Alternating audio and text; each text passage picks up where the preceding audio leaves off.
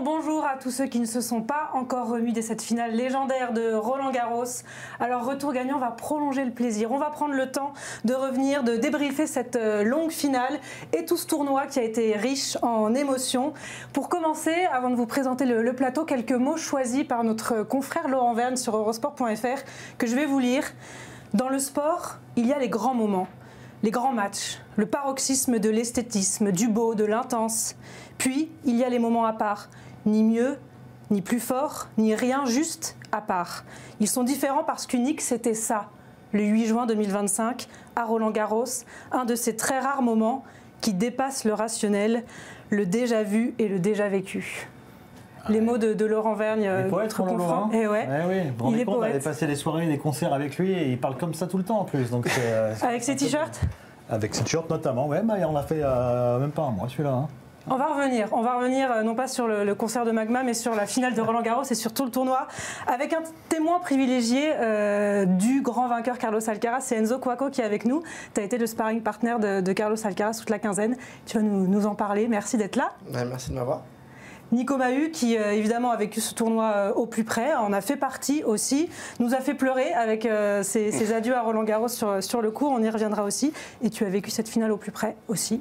Ouais, j'ai vu les 4 premiers sets, mais il fallait me dire j'ai raté le dress code aujourd'hui. Ouais, c'est quoi ça? Ouais, t'as pas checké les messages. Ouais. Et Bertrand Millard qui a commenté la finale, 5h29, ouais. Sacré marathon, c'est bien passé.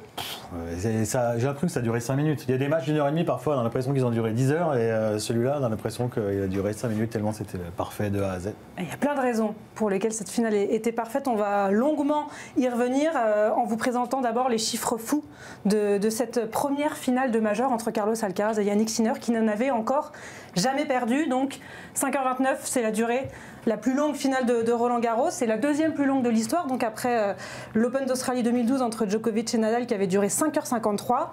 3, c'est le nombre de vainqueurs en Grand Chelem qui ont sauvé des balles de match avant de finalement l'emporter. En finale. En finale, bien sûr. Donc Gaudio à Roland-Garros en 2004, Djokovic à Wimbledon en 2019 et Alcaraz à Roland-Garros qui en a sauvé 3. Il y a eu un petit blanc, ouais.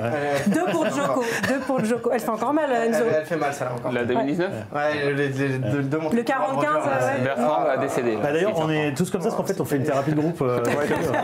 Ça fait 6 ans déjà. C'est terrible. Et donc Alcaraz, on a quand même sauvé 3. Il y en a eu 2 pour Djoko et 1 pour Gaudio. Donc 100% de réussite en finale pour Alcaraz qui a donc remporté les 5 finales de Grand Chelem qu'il a disputées. Et c'est sa première finale, c'est sa première victoire après avoir été mené de 7-0 après 8 défaites auparavant. Et c'est la 9e fois qu'un vainqueur de Grand Chelem remporte la finale après avoir cédé les 2 premières manches, Bertrand. Je peux rajouter 2 petits chiffres. Sur ces 50 derniers matchs, Yannick Sinner, 47 victoires, 3 défaites. Les 3 défaites contre Alcaraz. Génial. Et ses 10 derniers tie-breaks, 7 gagnés, 3 perdus, les 3 perdus contre Alcaraz. Voilà. Et j'ai même entendu passer à la télé que la dernière fois qu'Alcaraz a perdu 3 sets de suite, c'était à Wimbledon 2023. Ouais. Et je me souviens, avec des potes chez moi, on s'est dit ce serait quand même incroyable que la nouvelle fois que ça arrive, ce soit en finale de Roland. Et bah c'est pas arrivé, du coup. C'est un point près, non, c'est pas arrivé. C'est pas arrivé. Et il y avait un autre chiffre aussi, c'est la comparaison avec Nadal, puisque ça c'est assez fou. Il a remporté donc son 5e Grand Chelem, Carlos Alcaraz, exactement au même âge jour pour jour que Rafael Nadal. Ça c'est quand même assez fou, on les a souvent comparés, c'est son maître en la matière. Nadal c'était donc à Wimbledon en 2008, on va parler de cette finale je pense, puisqu'on va aborder la place de celle de dimanche dans l'histoire du tennis. Et donc Alcaraz en a 5 aussi, à 22 ans, 1 mois et 3 jours, c'est quand même... une comparaison qui est rigolote pour celui qu'on a longtemps désigné comme le successeur de Rafael Nadal. Bah, ça veut dire que la prochaine fois qu'il va gagner, normalement, si c'est scientifique, il gagnera l'Open d'Australie. Ça tombe bien, c'est le seul qui n'a pas gagné encore. Si c'est au même âge que Nadal. Le 6e de Nadal. C'est ça, le 6e de Nadal, c'était à l'Open d'Australie en 2009. Non. Oui, non, c'est ça. Mais donc, quand ça il avait fait pleurer Roger. Ouais. Ah, c'est pas dit qu'il en gagne pas un avant quand même. C'est pas dit qu'il ne gagne pas dans quelques semaines. La grosse différence aussi, c'est que c'est pas la même concurrence. Rafa, quand il a gagné, il y avait déjà Roger qui était là, il y avait Novak qui arrivait. Aujourd'hui, on va en reparler. Évidemment, il va y avoir la rivalité avec Sinner. Mais derrière, moi, je serais Zverev aujourd'hui, je me réveillerais, je me dirais finalement, je ne suis pas si certain de gagner mon Grand Chelem. Ah oui, mais regarde, au début de Federer-Nadal, ils sont que deux. Il n'y a pas encore Djokovic. Au début de la rivalité. Et là, c'est pareil, ils sont que deux. Peut-être qu'il y a un troisième. 2008, il gagne Novak, il arrive. Il arrive, mais il a remis 3 ans pour en gagner un deuxième après. Quand même. Il a mis un peu de temps. Qu'il soit vraiment dans la rivalité complète, c'était plutôt 2010, on va dire, face aux deux autres. Là, peut-être qu'il va en engranger quelques-uns comme Federer au début, quand il jouait les Roddick, les Gonzalez. Mais ils sont deux là, ils sont deux sur le coup quand même. Ouais, on va voir.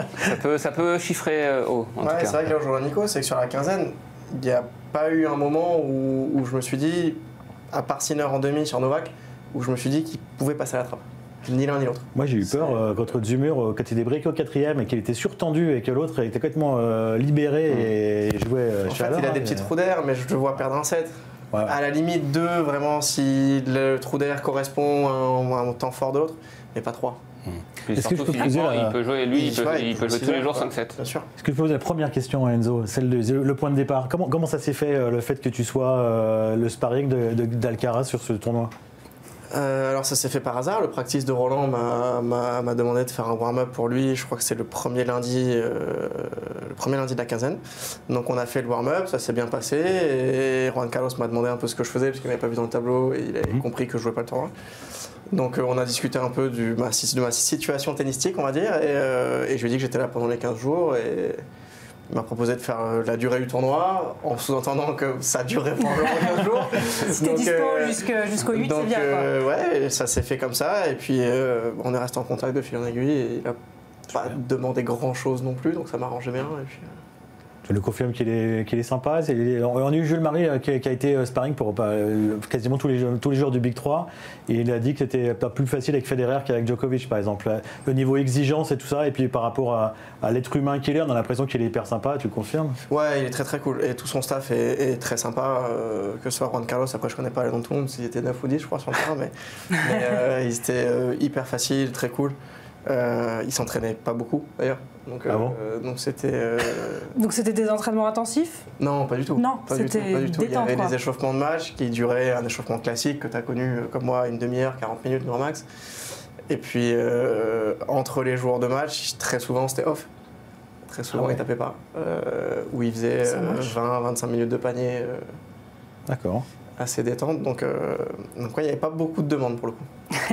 Et du coup, toi, tu as pu échanger un petit peu avec lui pendant ces warm-up, pendant ces échauffements ou pas plus que ça Légèrement, plus amicalement qu'autre chose. Je pense qu'en tant que joueur, on comprend aussi que c'est pas le moment où moi j'aurais aimé être dérangé non plus. Donc on respecte en fait cette distance et ce fait qu'il soit avec son équipe pour se préparer et que c'est pas ma place en fait, tout simplement. Donc on s'est raconté 2 ou 3 bêtises, mais rien de plus sérieux que ça.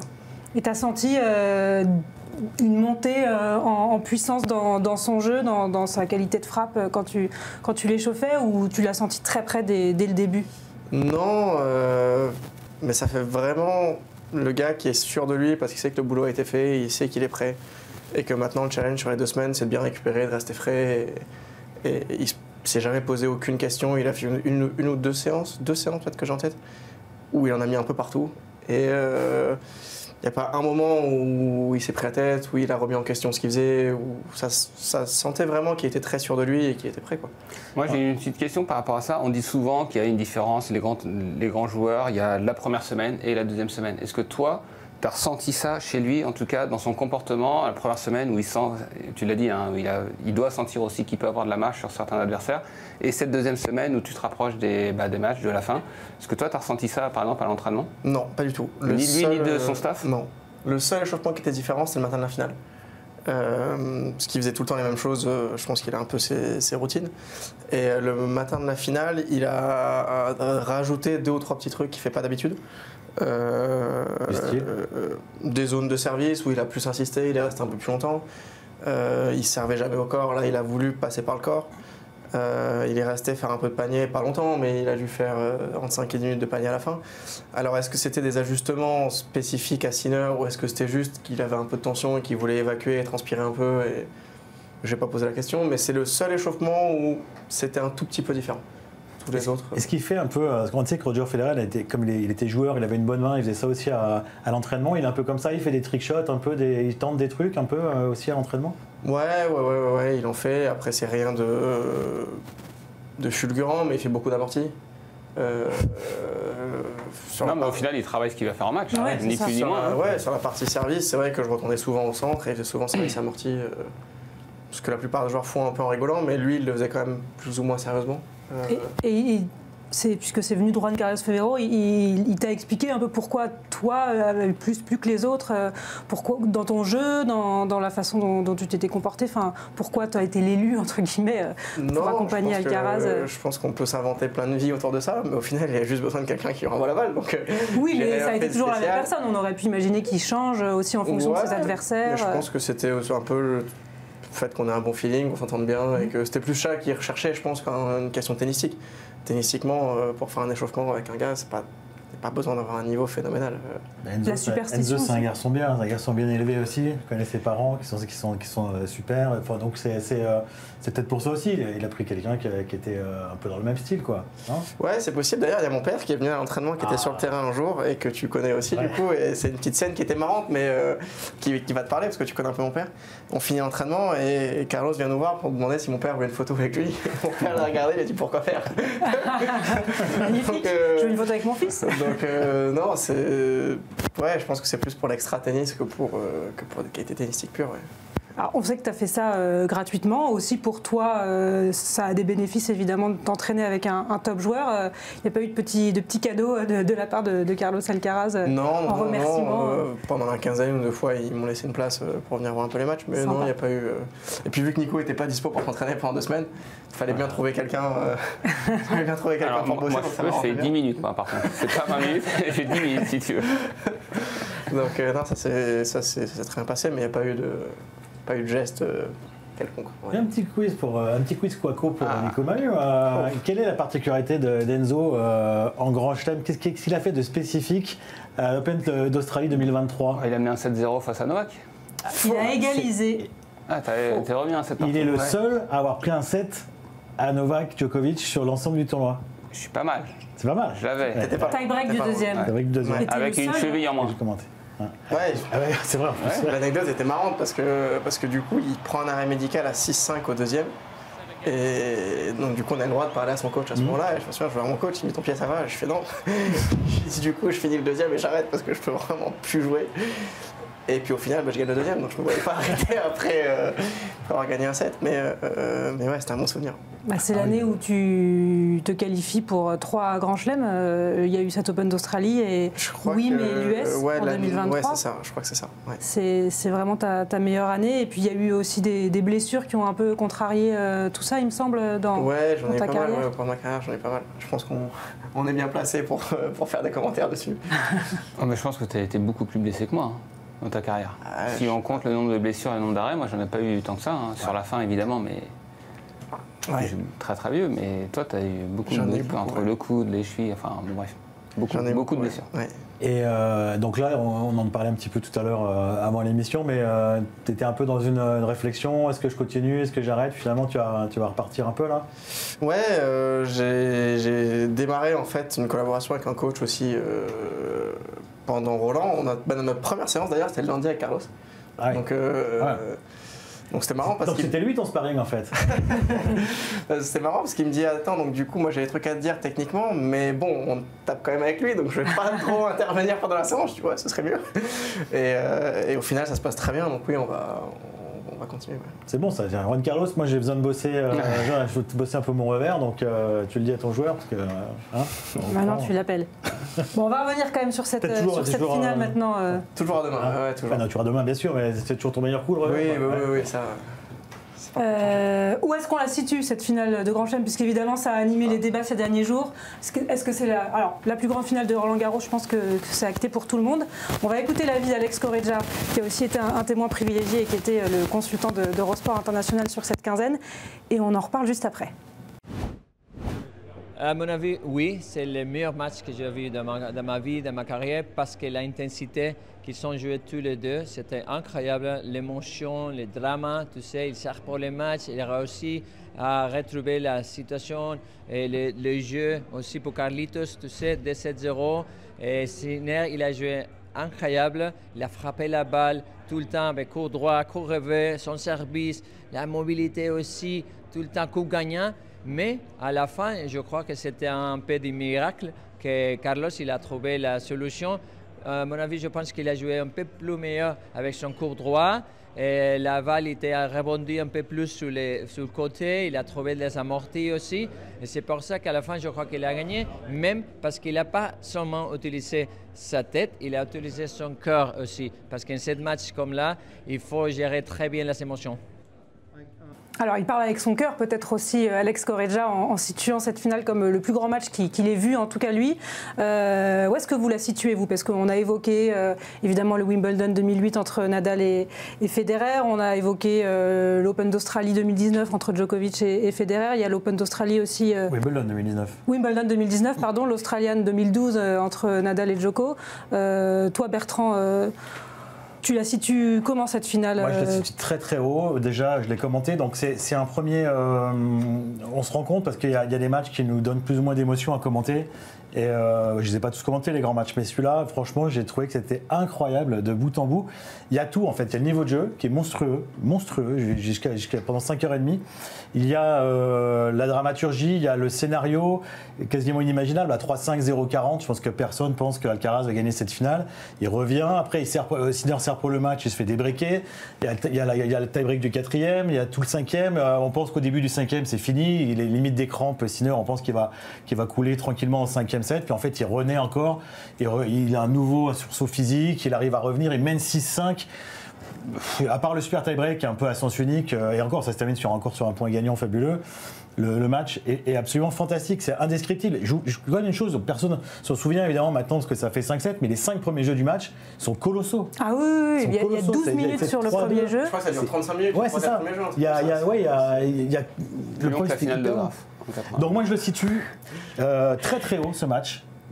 Meilleure finale de Roland, c'est sûr, même comme en tant que match.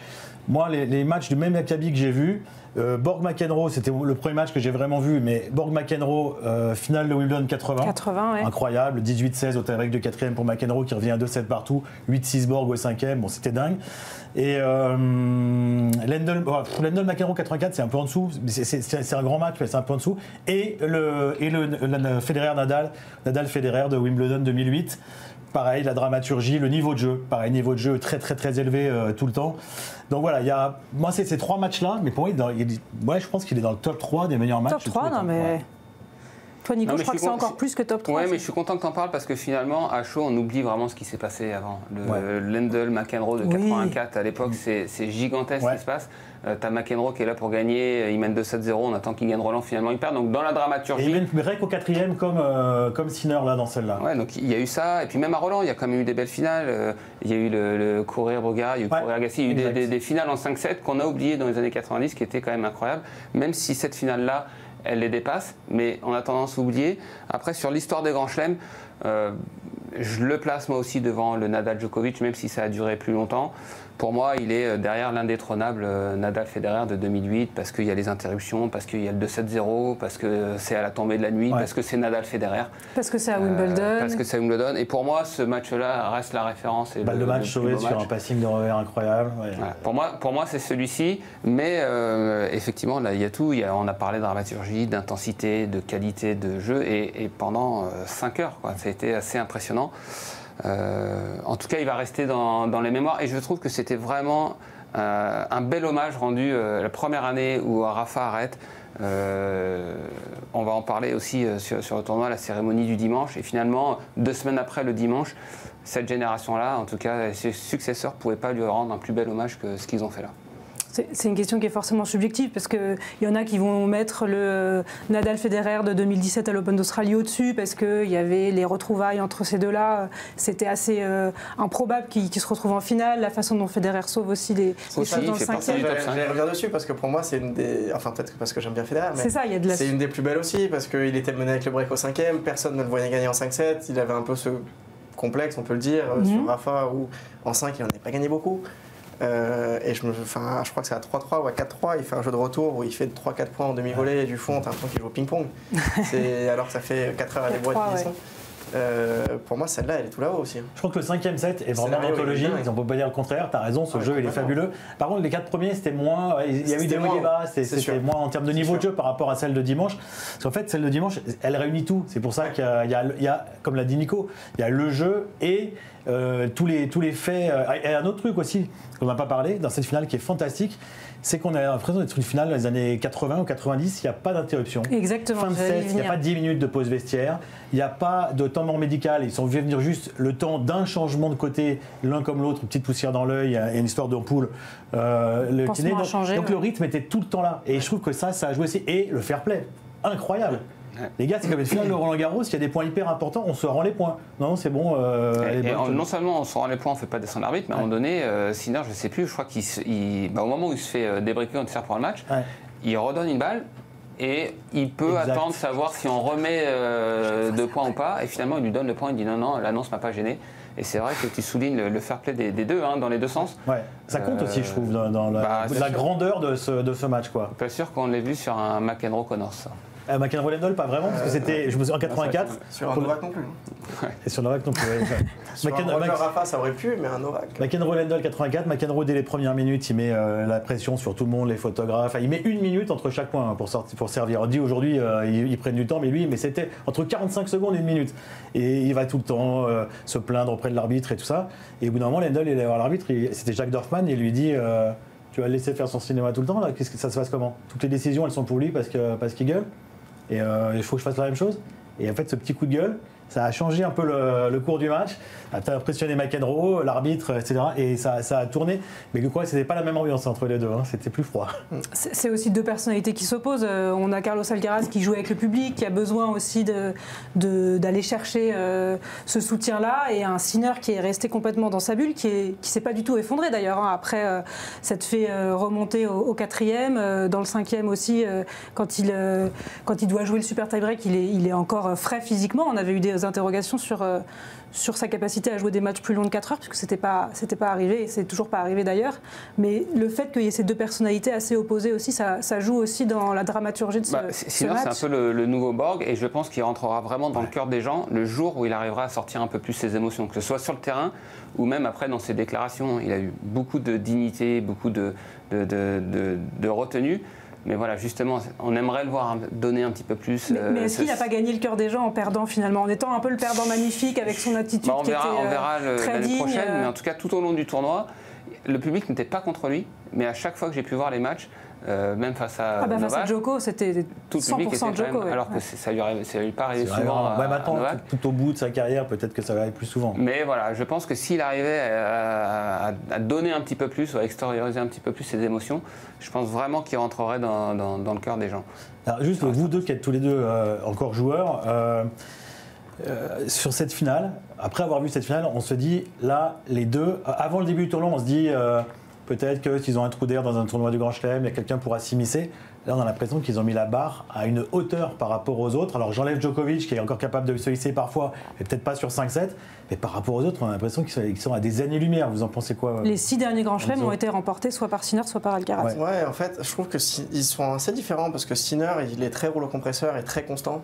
Il n'a pas vraiment de trou d'air. D'ailleurs, je crois que la stat est passée. Il s'était fait breaker 3 fois depuis le début du tournoi. Il a fait 2 doubles fautes sur tout le tournoi, sur les 7 matchs. C'est vraiment le métronome. Et c'est aussi peut-être ça qui rend l'opposition belle. Mais je trouve que Carlos, les moments où il est haut, il est à un niveau que personne n'atteint. Mais par contre, il a plus de trou d'air que Sinner. Ouais. Et il y a des moments où l'on a quinzaine, sur des joueurs un peu moins forts, je l'ai vu faire un set, comme le 3e sur Musetti, où qu'il avait une petite gêne, ok, mais il n'était pas non plus en fauteuil roulant. Ouais. Il atteint un niveau qui est juste stratosphérique. Et les 2 premiers contre Tommy Paul.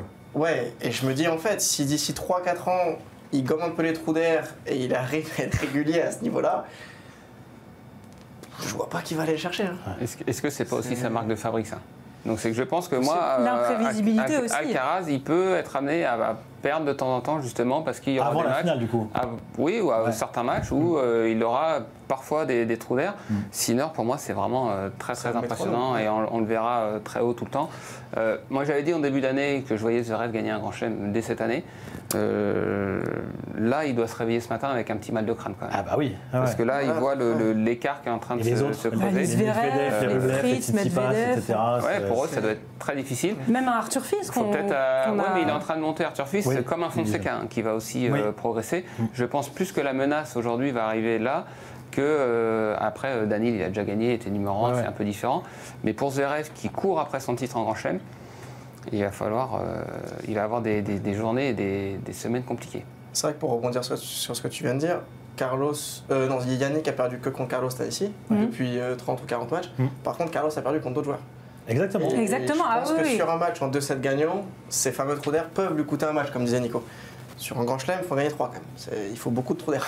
c'est plus long. Et puis on dit qu'il a des trous d'air, certes, mais 5 sur 5 en finale de grand chelem, c'est quand même monstrueux. Il n'a pas les trous d'air en finale, pas trop. Bah non, mais il est concentré tout le temps en fait. C'est gagner 3-7 ou en gagner 2, c'est pas pareil. Il y a une grosse diff, il y a une grosse différence. Et c'est vrai que Sinner, sur les matchs en 2-7 gagnants, à part contre un Novak au top ou contre Carlos, je l'imagine pas perdre. Et on peut imaginer qu'ils rebondissent facilement après une lourde défaite comme ça. Voilà, j'ai aucun doute. En tout cas, sur cette déclaration et la manière dont il aborde le match, l'après-match, moi, la manière dont il a géré aussi, on va parler de sa suspension, l'US Open l'an dernier. Il est sous le coup de sa suspension, il sait ce qui va tomber. Ça semble loin, là. Il gagne l'US Open, pareil pour l'Open d'Australie, même si on le sent un petit peu renfermé, pas forcément tout le temps très joyeux par rapport à ce qu'il a traversé, ça n'affecte pas du tout son niveau de jeu. Pourtant, c'est un truc là quand même, tu mènes 5-3, 4e, 0-40, 3 balles de match, tu te fais le grand chelem, tu perds. Ça peut quand même faire mal à la tête aussi pendant un moment, ça. On verra dans quelques années s'il ne gagne pas Roland Garros, forcément on y reviendra. Mais c'est juste plus tard dans le temps, en revenant en arrière, peut-être que ça lui permettra de gagner d'autres finales qu'il n'aurait pas gagnées parce qu'il aura développé une fortitude supplémentaire grâce à ça, ou il aura compris des choses qu'il n'aurait pas comprises s'il n'avait pas eu ça. Et puis il apprend tellement vite que aussi s'adapter à ce genre de situation, faire mieux. Bénéfique, Et toi, Nico, tu as eu des poils, je pense, quand Carlos Alcaraz a expliqué qu'à un moment donné, il était perdu dans ce match. Même au début du 3e, on le voit se retourner vers Ferrero. Il est breaké 1-0 au 3e, il dit « Je ne sais pas quoi faire, je ne sais pas, il n'y a rien à faire, on ne peut rien faire. » Bon, on pensait que le match allait être très rapide avec Olivier. Après, il dit qu'est-ce qu'il a fait pour remonter, même à 5-3, 0-40, il a pensé à Rafael Nadal. Il s'est dit, je vais penser à Nadal qui a gagné tant de matchs difficiles comme ça et je vais essayer de faire pareil. Il peut être fier de ce qu'il a fait en tout cas et je pense que évidemment s'il a pensé à Rafa, c'est toujours une bonne idée dans ces cas-là de penser à Rafa. Il a jeté un petit coup d'œil à la plaque, elle était pas loin. D'ailleurs c'était une des images de ce tournoi. À un moment donné, un échauffement, il s'est arrêté, il allait prendre la plaque en photo. C'est une image qui a tourné et qui était... C'est le seul échauffement qu'on a fait sur le Châtrier d'ailleurs, parce qu'il ne voulait même pas... C'était l'échauffement du vendredi. C'était pas prévu sur le Châtrier, mais à cause de la pluie. C'est parce qu'il devait jouer avec le toit, donc c'est pour ça qu'ils ont changé au dernier moment pour le Châtrier. S'adapter. Sinon, il n'aime pas s'échauffer sur le Châtrier. Bon, quand même, pour finir cette finale top 3, vous êtes tous d'accord là-dessus? Oui, top 3. Mais pas numéro 1.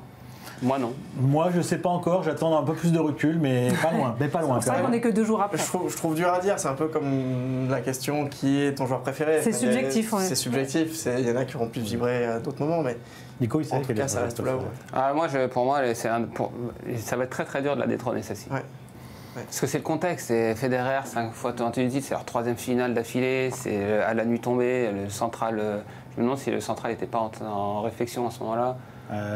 C'est possible. Enfin, c'était un dernier truc, là sur la demi, Sinner-Djoko, j'ai eu l'impression que Djokovic jouait contre son clone, contre lui-même en version 2.0 et 15 ans plus jeune, quoi. Non, c'était un peu ça. C'est un peu ça. En frappant encore plus fort, non, que Djoko. Ah ouais, plus fort.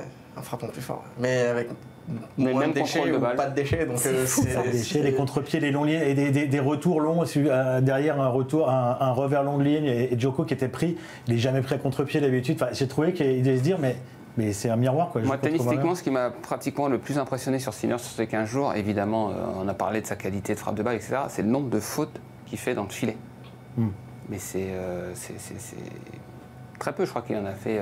Alors sur la finale un petit peu plus, parce que je regardais la finale avec mon fils, et je lui ai fait un pari, je lui ai dit il fera moins de 10 fautes dans le filet faute directe. Donc il les comptait, on s'amusait, mais que ce soit en demi ou en quart de finale, c'est de frapper aussi fort et faire aussi peu de fautes dans le filet, moi ça m'a vraiment impressionné tout au long de la quinzaine. Et deux doubles fautes sur 7 matchs, dont un qui a duré 5 heures. Il y avait que Murray qui avait fait ça avant lui. Ah, Murray l'avait fait déjà? Atteindre la finale en faisant que 2 doubles fautes.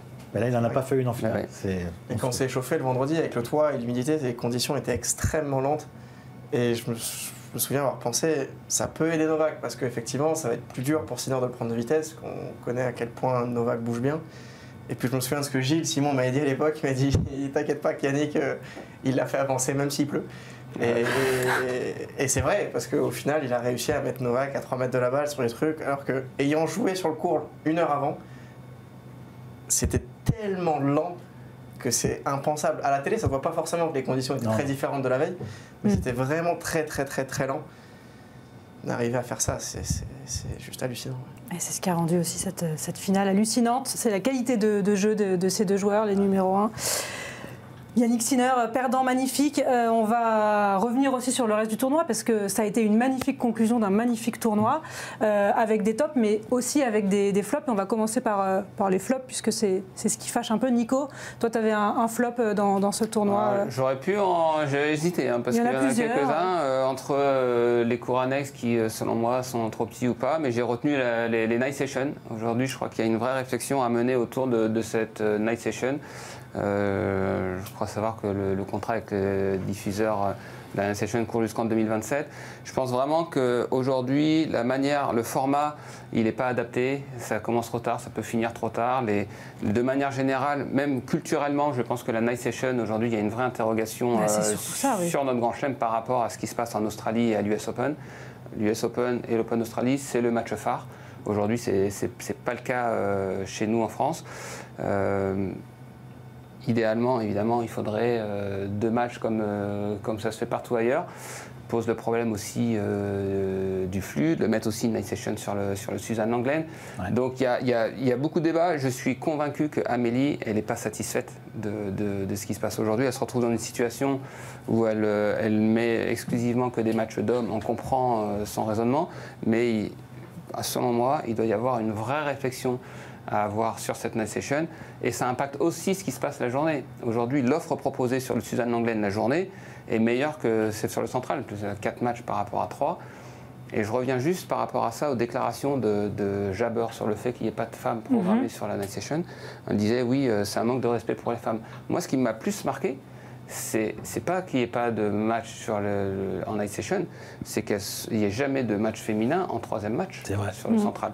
Parce que finalement, c'est là où elles auraient dû avoir des revendications plus importantes. C'est-à-dire que ça faisait un peu, les matchs de femmes, c'est la première partie du match phare de la journée. Parce que c'est là où il y a le plus de monde qui regarde, c'est ce match-là le plus important.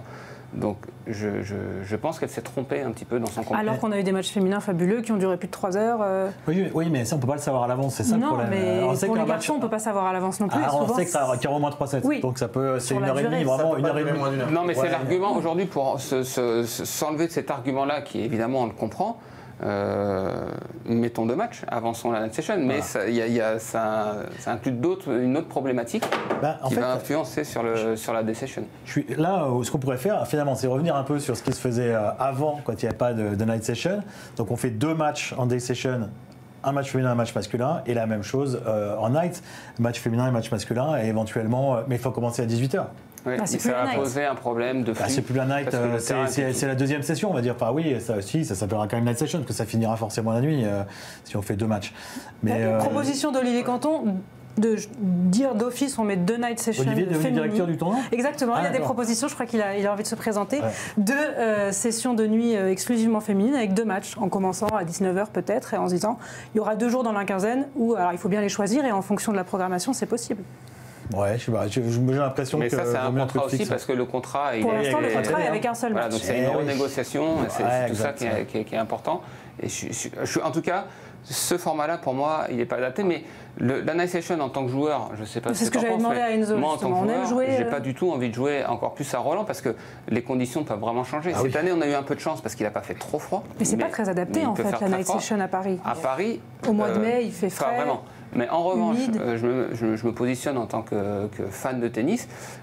Moi, à Roland-Garros, je l'ai vécu, soit j'ai vu les matchs en direct dans le stade, mais j'en ai pratiquement pas vu à la télé. En revanche, j'ai manqué aucune night session. Je pense aux fans de tennis qui travaillent la journée, qui ne voient pas Roland-Garros, ils rentrent chez eux, ils peuvent se poser et voir une night session. Donc il y a un intérêt comme ça aussi pour les téléspectateurs. Évidemment, on sait aussi que entre les droits télé, la billetterie, ça rapporte aussi beaucoup d'argent. Donc, ils ne feront pas machine arrière. Maintenant, travaillons à un produit qui soit bien pour le tournoi, pour tout le monde. Aujourd'hui, je pense qu'on n'est pas satisfait de cette night session. Ouais, je pense que le casse-tête du tournoi, c'est de trouver l'équilibre entre ce qui est bien pour les joueurs et ce qui est bien pour le public. Parce que c'est vrai qu'en tant que joueur, admettons que quelqu'un qui n'est pas très connu ou moins connu, on va dire, joue une grosse tête et joue en night session, finisse son match à 23h minuit, et joue donc le surlendemain à midi parce que en fait il a fait l'exploit mais il rejoue contre quelqu'un de lambda, il n'a pas forcément envie de se coucher à 3h du mat. Oui. Maintenant, comme ça c'est le problème sur les autres grands chelems, ça arrive aussi sur les autres grands chelems. La night session elle peut se terminer tard sur les autres grands chelems. C'est pour ça qu'en Australie ils sont revenus un peu sur le truc de ne pas démarrer les matchs après 23h. 23h. C'est ça. Donc en fait c'est le casse-tête de se dire est-ce qu'effectivement le fan lambda comme tu disais, c'est plus facile de regarder son match chez lui à 22h une fois que les gosses sont au lit et qu'on peut profiter d'un match de tennis. Maintenant, mais à 1h, il ne le regarde pas non plus. À 1h, c'est trop tard, il ne le regarde plus non plus. Donc, Et heureusement qu'on n'est pas Amélie Mauresmo parce qu'on n'a pas trouvé la solution. C'est pour ça que les hommages n'ont pas eu lieu, surtout sur les night sessions. C'est pour ça que Richard Gasquet, par exemple, contre Sinner, n'a pas été programmé en night session. Parce que si ça dure un peu, qu'il est très tard et que la moitié ou les 2 tiers du public ont déserté, l'hommage, il fait flop. Quoi. Mais même en France, regarde, le match, on ne verra jamais une finale de Roland-Garros à 19h, comme c'est le cas à l'US Open ou à l'Open. Le match le plus important, c'est la night session. En France, c'est pas ça. À Roland-Garros, c'est le match de 15h, le 3e match. Je suis sûr que tu t'en souviens, mais le match de Gilles contre Carreño sur le Simone Mathieu qui finit tard, oui. Il restait alors un petit groupe qui donnait de la voix, mais il restait plus grand monde. Ah oui, bien sûr. Alors que c'était un match quand même mémorable pour Gilles, qui a été un énorme joueur en France, enfin mondial, mais surtout en France. Ça m'avait fait de la peine à ce moment-là de me dire attends, mais il n'y a plus grand monde en fait dans le stade. Parce que c'est pas dans la culture, comme Nico disait, c'est pas... Donc voilà, c'était mon flop. Il y a un autre flop, ça c'est pas non plus dans la culture, c'est ces loges désespérément vides. C'est aussi voilà, j'ai essayé de faire le comparatif avec les autres. On imagine avoir que les Anglais, les Australiens ou les Américains aient une joueuse. Alors je mets le US Open à part, parce que le US Open c'est tellement grand qu'avant que ce soit complètement plein, il faut vraiment arriver en finale. Le cours est gigantesque. Mais à Wimbledon ou à l'Open d'Australie, ils ont une joueuse en demi-finale. Je pense que c'est plein au moment où elle rentre sur le court. Là, c'était après un Swiatek Sabalenka, c'est vrai, un gros match, 3-7, mais néanmoins, je pense que quand on a une joueuse en demi-finale, il faut que d'entrée, au moment où elle rentre sur le court, même en quart, ce soit totalement plein, qu'on voit à la télé, en tout cas, du monde, et qu'elle soit soutenue même dès l'échauffement. Et là, c'est pas le cas. Joe Wilfried Tsonga, il y a quelques années, quand il a fait ses demi-finales, en tout cas la première contre Ferrer, il est rentré devant un court vide. Vide. Parce qu'il y avait Nadal Djokovic avant, c'était la deuxième, ils auraient peut-être dû la programmer en premier. Mais il y avait un énorme Nadal Djoko avant, donc forcément les gens étaient partis un peu se reposer avant de revenir. D'ailleurs, c'est un des regrets de Joe. Il dit, ils lui ont laissé le choix. C'est lui qui avait décidé d'être en deuxième. Parce qu'il pensait, à ce moment-là, il pensait pas que ça allait jouer aussi longtemps, que ça allait faire 5 heures. Il se dit aujourd'hui, j'aurais dû jouer en premier. Mais bon, c'est toujours plus facile après de savoir ça. Mais à l'époque, quand même, il lui avait demandé. Alors, le souci, c'est que les loges sont déjà en bas, donc près du court, et elles sont aussi souvent dans l'axe. À hauteur de caméra. Dans l'axe, oui, où les joueurs rentrent. Donc, ce qu'on voit en premier, même les gens qui sont à l'étranger, qui ne connaissent pas vraiment ce court, c'est du vide. C'est des loges vides. En Australie, à l'US Open, ils ont fait quelque chose qui est pas mal, je trouve. Les loges, la plupart des loges sont à mi-hauteur. C'est-à-dire souvent aussi soit assises, pareil. On voit souvent les stars d'ailleurs à mi-hauteur et pas tout en bas. Et puis il y a des loges aussi derrière des vitres. Il y a des packages, dîners, cocktails, etc. Ça, il y a aussi à Roland, mais oui, mais pas. Ça fait tout le tour du stade à l'US et à Melbourne. Et c'est peut-être une solution. Le public qui achète les billets, finalement, on ne le voit pas. Il est en haut, on ne le voit quasiment pas. Le public est pas. Les passionnés de tennis, ils ne sont pas au plus près des joueurs. Et on a du coup ce sentiment parfois qu'on se dit mais où sont passés. Il est impossible d'avoir des billets pour Roland Garros, impossible. Et où sont les gens quoi. Ils sont pas dans le stade, donc ça fait un peu bizarre. Et les joueurs s'en plaignent, ça c'est pas agréable de rentrer sur un court avec un grand match à jouer et de voir que c'est vide ou on est dans sa bulle et on s'en rend pas compte. Ça m'est pas arrivé. Alors on n'est pas spécialement concernés non. Ce qui veut donc dire que quand tu as joué Djoko sur le Central de Melbourne, c'était plein. Ah c'était blindé. Voilà. Il n'y avait pas de place de libre. C'était plein. Ouais. C'était un deuxième tour. Deuxième tour avec un top joueur mondial, c'est plein. C'était en soirée. Bien sûr, ouais. Plus la culture. On a parlé des flops, mais on peut aussi et surtout parler des tops. Ah oui, là, il y a que ça, quasiment des tops. Hein, non, parce qu'on en a... C'est vrai que... Là, on a parlé de ça, mais...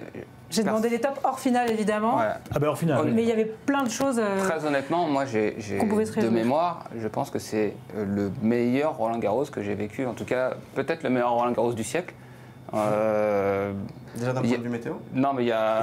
Et c'est un fan de Nadal. Carrément. Non, mais il y a tout. C'est-à-dire que du premier dimanche, cérémonie de Rafa, qui a été un sans faute de la part de la fédération, j'aurais ajouté en tant que fan de Rafa, j'aurais aimé voir rentrer les 14 ramasseurs de balles qui étaient rentrés avec Rafa le jour de la finale et les voir maintenant. On en aurait vu un de 35 ans, l'autre de 12 certainement, mais en tout cas, c'est cette image-là peut-être m'a manqué, mais j'ai trouvé une organisation déjà par rapport à ce qu'il avait eu comme hommage en Coupe Davis en Espagne et ce que la fédération et Amélie a proposé, le fait d'avoir pensé à la plaque, je trouvais vraiment un sans faute dans l'organisation. Qui est ensuite Richard qui a eu son hommage et puis la qualité du jeu. Le tennis féminin, on en a parlé. Évidemment, Loïs Boisson, qui a fait un tournoi extraordinaire. Et puis les demi-finales dames. Aujourd'hui, on avait Sabalenka, Gauff, Swiatek, les 3 premières plus une française. Le tennis, on a parlé avec cette finale-là. Enfin, j'ai trouvé cette quinzaine absolument extraordinaire à tous les niveaux. Un sparring partner français pour le vainqueur du tournoi. Un vainqueur français avec Jean-Christophe Forel qui était avec Coco Gauff. Oui, bien sûr. Donc le trophée du PSG aussi. On a gagné le simple messieurs. Non, mais c'est ça. Jean-Christophe Forel qui gagne. Et Enzo qui gagne la finale de l'homme, finalement on était représentés partout. Cocorico. On va dire ça. C'est vrai que c'était un sacré beau tournoi. Et il y a eu le parcours de Loïs Boisson. Oui, bien sûr, on est obligé de revenir. C'est un énorme top, le parcours de Loïs Boisson. Forcément, réussir dans un grand chelem à domicile, c'est la cerise sur le gâteau, dans une édition en plus parfaitement réussie, comme l'a dit Nico. Bon, c'est quelque chose de... La finale a été quelque chose d'extraordinaire. Le parcours de Loïs Boisson a également été quelque chose d'extraordinaire, mais au vrai sens du terme. C'est quelque chose d'inimaginable. C'est-à-dire première participation en Grand Chelem, demi-finale. Deuxième wildcard en demi-finale de Roland Garros après Brigitte Simon en 78, on le voit. Elle passe 65e mondiale, c'est-à-dire presque 300 places gagnées en un tournoi. Et numéro 1 française. Et numéro 1 française. Bon, les gars, ça va les faire beaucoup de bien, parce qu'effectivement, elle n'avait pas gagné loin de ça, ce qu'elle a gagné depuis le début de sa carrière. Et puis...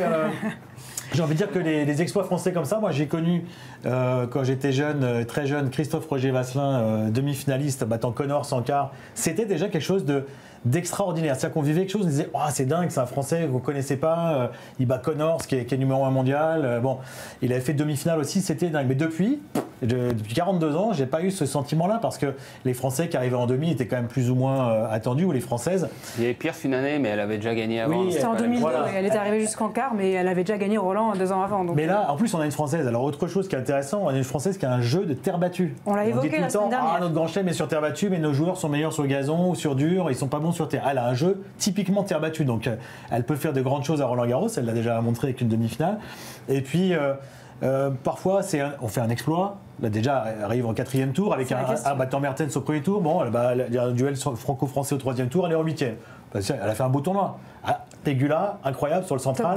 Elle sort de ce match, elle va en quart. Et là, on se dit, voilà, Mira Andreeva, ça va être la marche de trop. Peut-être que, parce qu'elle a 18 ans, si le public est très chaud, elle peut dégoupiller. Et paf, le rêve se réalise, c'est ce qui se passe finalement. Elle dégoupille. Loïs fait un match incroyable en quart. Et elle bat 2 top 10 de suite. Juste rappeler qu'avant ce tournoi, sa meilleure victoire, c'était 91e. Meilleure victoire en carrière. Et elle bat 2 top 10 en grand chelem, en 8e et en quart. C'est quelque chose d'inimaginable en fait. Si Enzo était allé en demi-finale à l'Open d'Australie 2023, ça aurait été un parcours comme ça, pareil, extraordinaire. Alors on n'y est pas du coup. Hein, mais c'est pour l'année prochaine. La dernière surprise française de ce registre-là, même si c'était pas une demi-finale, pour moi c'était le tournoi d'Hugo Gaston, Roland il y a eu ça, c'est vrai, ouais. Oui, 8e, qui était quand même un des favoris à ce moment-là, en tout cas pour aller très loin. Il va jusqu'en 8e. Il a fait une 8e qui avait beaucoup de saveur quand même, parce qu'il avait fait une grosse victoire. Il avait battu Stan. Il a battu Stan. Et le même engouement du public bien sûr, pour un joueur qu'on ne connaissait pas forcément. C'était pas une demi, mais je me souviens de son match contre Thiem sur le Langlen qui était plein, qui était chaud bouillant. C'était aussi une grosse quinzaine pour lui. Mais c'est vrai que depuis ça, on tardait un peu la relève. Mais Loïs, vous la connaissiez Oui, je pense que vous la connaissiez vous deux, mais est-ce qu'on pouvait imaginer à un moment donné qu'elle puisse faire un parcours de cette acabit? Très honnêtement, en demi-finale, non, on ne pouvait pas l'anticiper. En revanche, on savait que le potentiel qu'elle avait. L'an dernier, si elle ne se fait pas sa blessure au croisé, elle est largement dans les 100 premières et c'est autre chose. Elle était en train de monter, elle venait de gagner Saint-Malo, gagner plein de tournois, elle était vraiment sur une phase ascendante et en pleine progression. Donc là, il y a tout le contexte. Elle revient de 8 mois de blessure. Elle rejoue à peine à la wildcard. Et puis surtout, moi, ce qui m'a impressionné, c'est le calme. Et puis, elle se sentait à sa place. Elle se sentait complètement à sa place. Je pense que la difficulté, évidemment, d'avoir enchaîné les 2 top 10 et de ne pas avoir eu de journée de récupération entre sa quart et sa demi. Et je pense que ça a eu vraiment un impact important. Après, de toute manière, peut-être que la marche était trop haute face à Coco Gauff, mais avec une journée de plus, je pense que ça aurait pu être... En tout cas, le match aurait été un petit peu différent. C'est presque rassurant, j'ai envie de dire, parce que elle n'a pas l'habitude déjà de jouer à ce niveau-là, de jouer les top 10. Elle a joué plus des joueuses proches de la 100e place mondiale, donc, ou en deçà. Et donc en battre déjà 2, c'est incroyable. C'est assez logique que sur la 3e, finalement, il y a un peu... Et puis d'un coup, tout le monde nous dit elle va gagner. Et peut-être aussi... Alors, elle perd contre la future vainqueur, quand même, Coco Gauff, qui va remporter son premier Roland-Garros en battant Aryna Sabalenka. Là aussi, c'était une finale de rêve, entre numéro 1 et numéro 2 mondial. Et c'est la confirmation pour une joueuse qui a su s'adapter aussi, Coco Gauff, à la pression, à une surface aussi. On a parlé des Américains sur terre où c'était pas ça. Ouais, après, c'est les aléas aussi des grands chelems. Elle a un peu de réussite parce que finalement, c'est pas elle qui a le tableau le plus dur. Elle a une demi-finale qui est tranquille contre Louise, finalement, qu'elle a négocié très bien, mais elle a très bien joué, mais voilà, qui a été courte. Et c'est Sabalenka qui a eu finalement... Le haut tableau était beaucoup plus fort que le bas tableau. Après, elle a eu Keys quand même au tour précédent, si je ne dis pas de bêtises. Hein. Keys a un match qui n'était pas bon d'ailleurs. Elle a eu beaucoup de mal. Vainqueur de l'Open d'Australie, donc effectivement... Oui, qui était invaincu depuis Keys sur terre, c'est pas tout à fait comme Keys sur dur. Voilà. Et là, Sabalenka a fait peut-être la grosse partie du boulot en éliminant la meilleure joueuse sur terre des 5 dernières années. Et puis, en finale, il y a un autre fait quand même hyper important dont il faut parler et qui est totalement en faveur de Gauff, c'est les conditions. Il y a un vent terrible. Et forcément, Sabalenka, dans ce ça fait partie du jeu, bien évidemment, les conditions. Mais Sabalenka a eu beaucoup plus de mal. Déjà, elle a lancé de balle assez haut au service. Elle a eu beaucoup de mal à gérer ce vent. Et elle s'en est 70 fautes directes, c'est énorme. Et elle s'en est frustrée, en fait. Elle s'en est frustrée tout de suite. Et on l'a vu, elle a été dans la frustration tout le match. Coco, de son côté, a été beaucoup plus forte mentalement, beaucoup plus stable. Elle s'est dit, il y a du vent, je fais avec. Et c'est pour ça qu'elle a gagné. Finalement, il y en a une qui était très calme et l'autre qui était tout le temps énervée, agacé, frustré. Et voilà. On a évoqué les flops, j'aurais pu ajouter aussi les déclarations de Sabalenka après la finale. Je crois qu'elle a, hier sur Instagram, elle a fait un mea culpa, mais c'est quand même moyen de... Ce qui est dit est dit. Donc, on n'imagine pas un Sinner ou même... alors qu'il était plus près de gagner quand même. Pour rappel, ceux qui n'ont pas suivi, Sabalenka a eu des mots vraiment pas fair-play pour Coco Gauff en disant que c'était plus elle qui avait perdu le match plutôt que Coco qui l'avait gagné et que c'est pas très élégant. Si elle avait joué Swiatek, elle aurait perdu aussi. Mais ça c'est vraiment réécrire l'histoire. Mais après, c'était vraiment elle se rapprochait un peu de ce qu'avait connu Martina Hingis. À l'époque, souvenez-vous, Hingis elle avait perdu en demi-finale, en finale 2 fois, il me semble. 99. Non 99, mais aussi une deuxième finale.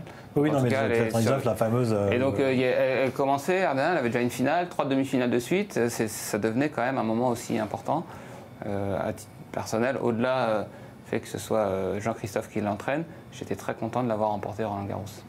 Bon, de toute façon, elle est numéro 2 mondiale, elle a fait une très belle saison sur terre battue, c'est très mérité comme titre. Et puis de toute façon, les conditions font partie du jeu. On s'est plaint aussi parfois dans ce tournoi que le toit soit fermé alors qu'il ne pleuvait pas. C'était le cas sur la première demi Musetti-Alcaraz. Il ne pleuvait pas vraiment, le toit restait fermé tout le temps.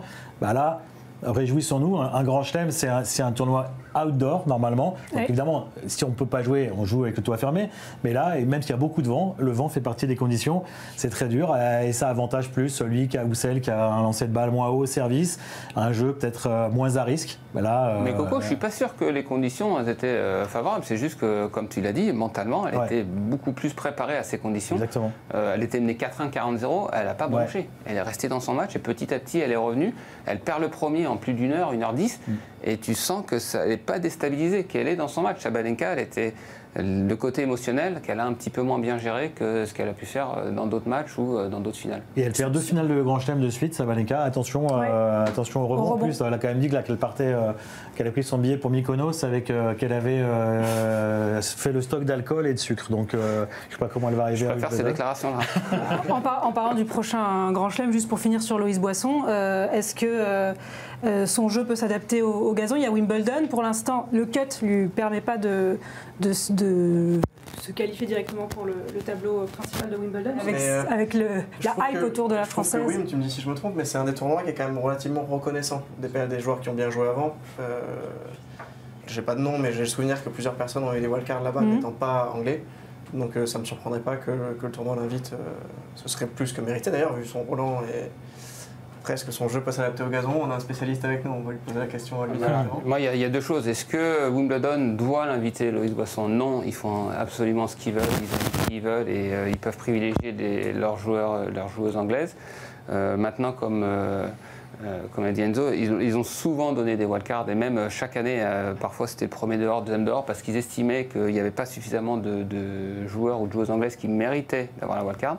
Moi, je suis absolument convaincu que Loïs aura la wildcard. T'as tes entrées, toi, là-bas, tu peux lui donner un petit coup de pouce. Ouais, je pense qu'elle n'a vraiment pas besoin de moi, mais je suis convaincu qu'elle sera invitée. Et puis après, concernant le jeu, ça va être une découverte pour elle, elle n'a jamais joué. Donc évidemment qu'il va falloir un temps d'adaptation, mais elle a tout pour jouer. Souvenez-vous, Rafael Nadal, on va dire que je parle tout le temps de lui. Mais lorsqu'il est arrivé, moi je me souviens m'être fait la réflexion en me disant, il avait déjà certainement dû gagner Roland Garros, et je m'étais dit, mais s'il fait une fois demi-finale à Wimbledon, c'est le bout du monde. J'avais vu jouer la première année. Il est revenu la deuxième année, il était incroyable, il avait déjà fait demi. C'était l'évolution parce qu'il est intelligent, parce qu'il a compris, parce qu'il adapte un petit peu son jeu.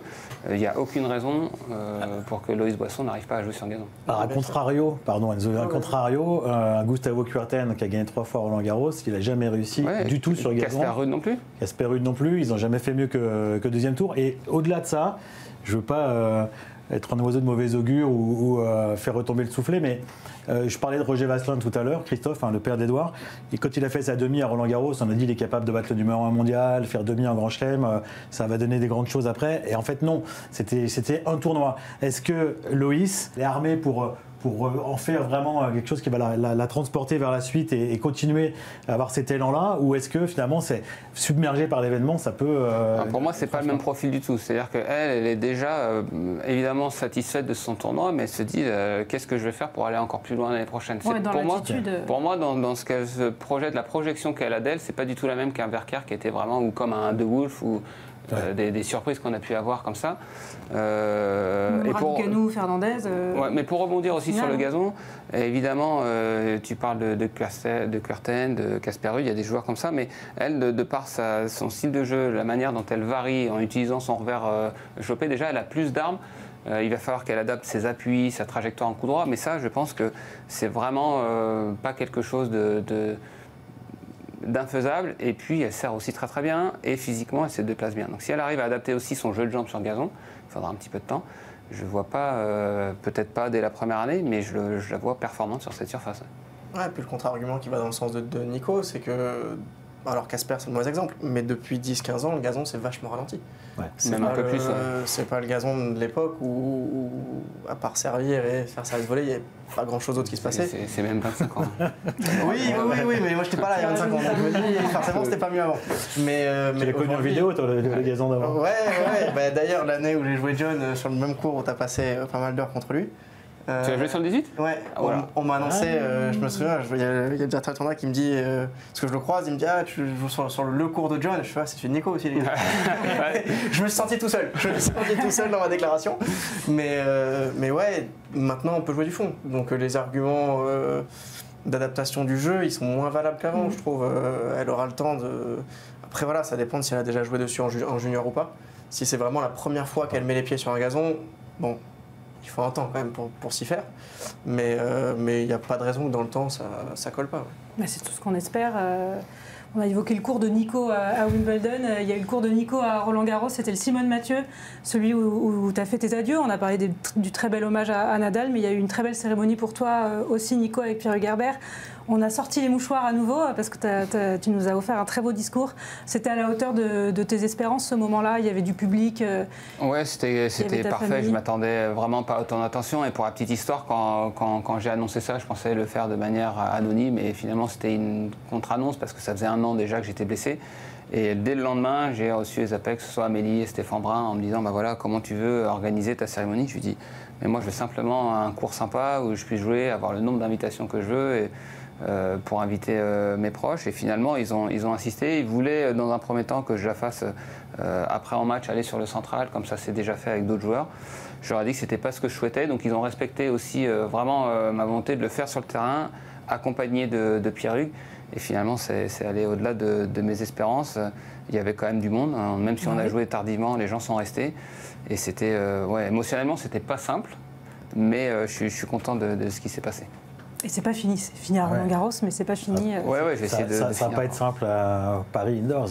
Ouais, si j'arrive jusque-là, si je suis invité par Cédric et l'organisation du tournoi, oui, là j'étais content parce que la fin de Roland, c'est quelque chose, ce que ça représente, c'est ce que j'ai essayé de dire, ce que Roland-Garros représente pour les joueurs, mais c'était pas mon dernier match. Je pense que lorsque il s'agit du dernier match, c'est vraiment encore différent. J'imagine ce que Richard a dû ressentir dans le vestiaire quand il est allé. Et là, pour le coup, nous, avant le match, on s'est dit on a peut-être une chance de gagner. Richard, quand il s'est présenté sur le central, il savait que les chances de remporter, elles étaient minimes. Donc là, il a vraiment eu sa fin, donc sa dernière douche, sa dernière préparation, le dernier moment où il monte les escaliers. Enfin, tout ça, c'est des moments qui sont assez forts. J'étais content de ne pas l'avoir vécu à Roland. C'est quoi le programme pour toi, la suite, Enzo, puisque là, tu es reparti à l'entraînement. Tu as bien été échauffé par Carlos Alcaraz pendant 15 jours. Ouais, alors je vais me permettre une petite requête en live, puisqu'on a des témoins et que je l'ai faite plein de fois et que ça n'a jamais été accepté. Puisqu'il te reste un été et qu'on s'est connus quand j'avais 7 ans, 8 ans. Ouais, à peine, ouais. Un truc comme ça. Est-ce que j'aurai la chance de jouer avec toi en double avant que t'arrêtes, quoi? Eh ben, il faut qu'on essaie d'organiser ça. Moi, je vais pas jouer beaucoup de tournois, donc faut qu'on soit tous les deux pas blessés à ce moment-là. Je m'adapte. Mais on peut essayer. Pour ça. Voilà. Ma programmation, c'est Wimbledon avec Antalis. Normalement, l'été, je vais peu jouer, mais jusqu'à l'US. Après l'US Open, si je sens que je peux jouer Bercy, je vais certainement jouer des challengers en France. Donc que ce soit, je sais pas, ou Mouilleron ou les tournois avant Bercy. Dans ce cas-là, si on est tous les deux aptes, on peut essayer de jouer ensemble. Ouais. Bon, c'est noté, hein, c'est acté là. C'est enregistré. Tout est dans la boîte. Il y a pas mal de si quand même. Hein. Il y a beaucoup de si. Mais non, on a envie d'y croire. Merci en tout cas Enzo d'être venu nous raconter cette quinzaine et puis autre chose. Merci pour cette proposition qui a été enregistrée et qu'on espère voir se réaliser. Merci Nico aussi. Bonne suite parce que c'est pas fini comme tu l'as dit et c'est pas fini pour nous non plus. Retour gagnant, ça revient mardi prochain. On se retrouve la semaine prochaine pour le gazon. Le Queen, c'est à l'eux. C'est maintenant que ça commence, Nico. La chance Stuttgart dimanche, la finale. J'espère avoir la chance de commenter auprès de M. Bertrand Millard. Commentateur de la finale de Roland-Garros 2025, 5h21. Bravo. Pur bonheur. En tout cas, on a une finale très longue et du coup, une émission très longue aussi après, mais c'est normal. Mais c'est normal, il fallait s'adapter. Alors on parle du palmarès de Rafa, d'Alcaraz et tout ça, mais le palmarès de commentateur de Bertrand, il est quand même phénoménal. Il est quand même dans le top, dans le haut de l'échelle. Je sais pas, je peux pas me juger moi. Ce qui est sûr, c'est qu'en quiz, je suis pas mal. On a gagné l'année dernière contre l'équipe Canton Mahut, mais comme j'ai dit, avec Nico Mahut, on voudrait faire équipe ensemble, en double aussi, et on attend des challengers. On attend la fin de saison. Ça fait 20 ans que j'attends, donc peut-être que tu vas être dans les temps. Peut-être dans 20 ans, on pourra faire le quiz ensemble. Ouais, le rendez-vous. Merci à ces petits, à Flo Caloise, à Nolwenn Bigouin, à Romain Kurtz, à Olivier Canton aussi pour leur aide sur la préparation de cette émission. Et on se retrouve donc mardi prochain pour un nouveau retour gagnant.